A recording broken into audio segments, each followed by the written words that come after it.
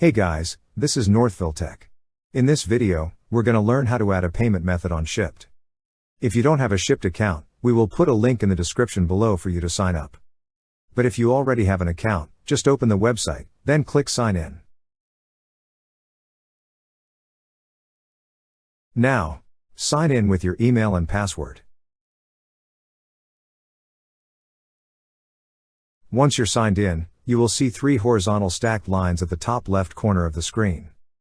Click on the 3 horizontal stacked lines.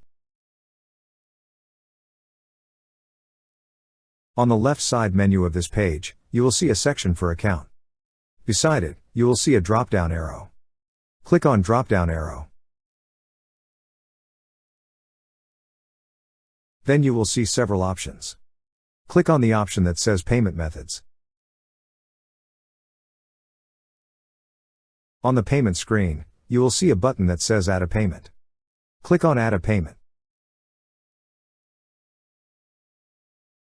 Then a pop-up window will appear. On the field provided, enter your card number, the expiration month and year, CVC, and zip. After entering, click on Save. That's how you add a payment method on Shipt.